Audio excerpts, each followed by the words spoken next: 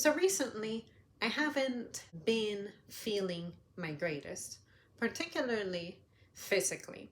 And then, as I was scrolling through my list of future topics, I ran into one that I wrote down.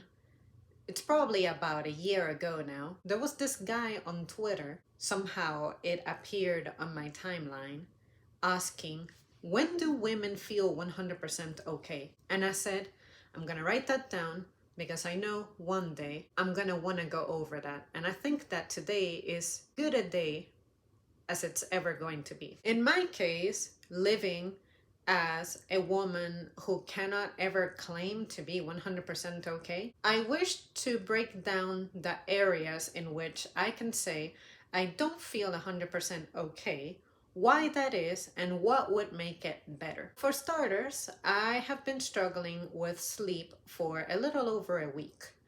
I began having trouble sleeping around 2017-ish. 2018. I just vividly remember 2018 is when all of my problems began, especially physically. It happens to align with some changes that began taking place, especially at work. What's weird is that when I leave work, it's not like I'm thinking about that dreadful place. It's I leave it, it's behind me. I used to discuss work right after I would come back home, or if I was hanging out with someone, all I wanted to do was discuss it because it's pretty much the thing that was taking up most of my life. And then I said, why do I do that? That really ultimately does not benefit me in any way, because discussing this with this person is not going to change things. It's not going to make the experience for me at work be better. Sure, letting out some steam, venting, can be great sometimes, but I discovered that the individuals I was vomiting my problems to really were not consoling me. They really were not contributing ideas to alleviate the situation. And you guys know that I'm the kind of person who, in the same manner that I'm critical about everything else and everyone else, I would like to have someone who's critical of me. I don't know if people don't have the guts to do so, or if they really do not have anything to say, because maybe the way that I express myself and I exhaust my own solutions doesn't really leave room for you to have new ideas to introduce into my life. That good a thinker I tend to be. I don't know what it is.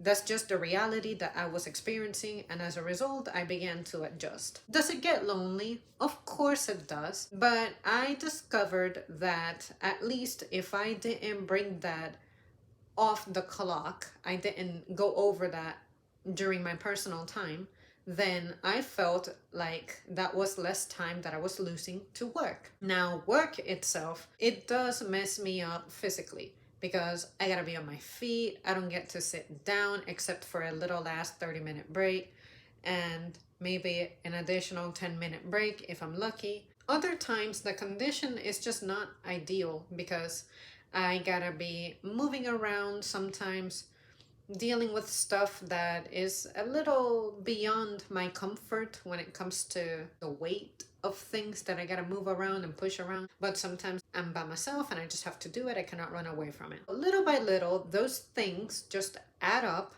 to where it breaks me down physically. I know that you guys can relate to all of this, but I'm speaking for myself. I really hate living in pain, with pain. I cannot just ignore it. I cannot just go about my day pretending that it's okay and I'm okay and like my back hurting is just normal and shit like that. I'm going to talk about it as often as necessary, as many times as it hinders me or handicaps me, because I think that me expressing myself should be just as valid. But for some reason, other people, usually when I express something that's happening to me, they try to find a way to counter it and express themselves as my situation is worse. Let's say that I share my current sentiment physically, which is, oh, my back hurts. Someone else might say, oh, your back hurts. Try having a herniated disc, something like that. And I'm like, bitch, in no way am I suggesting that my back hurts like the baddest of them all, the worst of them all. Why are you doing that? Why are you competing against me? If you're feeling that, how about if you just hold that for a little while until I'm done expressing myself? Maybe an hour after, you can be like, dang, I can relate to you on the note of my back hurting because I also have herniated discs, so I know all about pain. That's significantly better, significantly different than saying, try having a herniated disc. Because when you say it like that, you're automatically invalidating what I'm saying. If you're going to compare your physical status to mine, at least be accepting and welcoming about it and mindful about it. Just because my back may not hurt as bad as yours, it doesn't mean that you need to try to invalidate it. Why do I have to experience something as bad as you before I get a little bit of empathy or sympathy? See what I mean? That is one of the reasons why I hate talking to people, because some of you just do not know how to interact in a way that's healthy and productive. That's one of those things that makes me feel like I'm just not okay, because again, I want to be able to express myself to somebody, but I find that the more I keep to myself, the better. And the only avenue that I decide to let some stuff out is here. And I honestly do it for the fun of it and to continue to practice actually interacting, because if it were up to me, the way I conduct my life, I can go weeks without uttering a word. And I have done that before. I can go 5 days straight without speaking unless I'm like humming or singing. My vocal cords do not produce sound. And that is something that I'm like, I'm great. I feel great that I can do that, and I don't feel, oh my God, without social interaction, I'm going crazy, right? But there's a part of me that's like, I can feel my intellect dwindle because that area of me is not being exercised. So if I'm not practicing healthy social interactions, I can feel that skill diminishing. It's just going to happen. Another way that I can say I'm never 100% okay is some of the things that I just naturally have recurring that I don't get to check out because I cannot afford to make it to a doctor in a reasonable way without having these crazy $1,000 kind of bills that I'm definitely not willing nor in the condition to take on. And there are two things that I need to technically have checked with relative urgency. And again, I'm not going to. But there's also the other stuff that I'm wondering about that potentially may be a developing issue. And I'm not sure if it's an issue by now. But again, I guess I won't know that it's an issue until it claims the function in my body that it is due to claim. Not gonna get into detail, something personal. As a woman dealing with those things, especially silently, the shit is rough and it weighs down in my mind every single day of my life. But I'm not getting ready to complicate my life by taking on more difficulties in my job, in my day, something that I hate, just so that I can have a little bit of medical coverage to go check myself out, even though work is a big part of the reason why my health is deteriorating. It's one of those things that I'm like, well, I would rather work very little, but at least I don't have to completely rot over there, than, okay, I'm gonna work even more, which I already cannot do and just shouldn't do, but all in the name of breaking myself down. But since I'm breaking myself down, I'll have a little bit of a opportunity at seeing somebody, but even then there's that deductible shit that you gotta hit before something kicks in. And how much is deductibles nowadays? At least the last time I checked, almost all of my options ranged between the $6,000 and $8,000 mark. So every year I'm gonna have to take on a debt of $6,000 to $8,000 before my insurance kicks in, and then at the end of the year that shit resets and I have to start over. I'm not going to just be obtaining a stupid debt. When am I going to not have that kind of debt on me? That's why I don't do it. And even if I wanted to do it, I'm not in the condition to do it, period. When you have stuff like that just looming in the back of your mind and just processing in the back of your mind, and the way that I like to live my life, which is extremely, incredibly, almost pathetically simple, then existing with a personality that's not compatible with my culture sucks. And I have to live with that emotionally and mentally. And I have to share my space with people who do not share that value, who do not see things the way that I see them. So if I'm alone in this situation, how am I supposed to be emotionally and mentally healthy about it? If humans are supposed to be social creatures, then how can you prevail when you don't get to be social about the things that matter to you? So naturally, as a woman, I understand what my shortcomings are physically, and that's why I don't try to do more than I know and understand and acknowledge that I'm designed to be able to withstand in a healthy way. But again, in this society, it's all about me being encouraged or forced or attempts at peer pressuring me into joining the cult of people who overwork themselves when that's not what I want. And I say that's not what I want. And when I say I don't want something, I know how to say no. I don't like to succumb to pressure.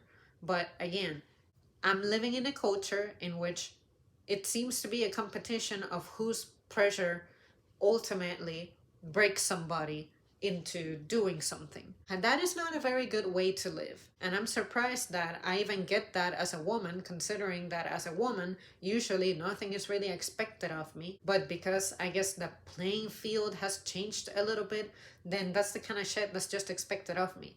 Just because I display certain strength and resilience, I have certain character traits, especially the note of reliability, then you wish to reward me for those traits, but your reward, again, is not a healthy choice for me. When I express myself in this manner, nobody really welcomes it. Nobody's really proud of me. Nobody says, you know what, Zan?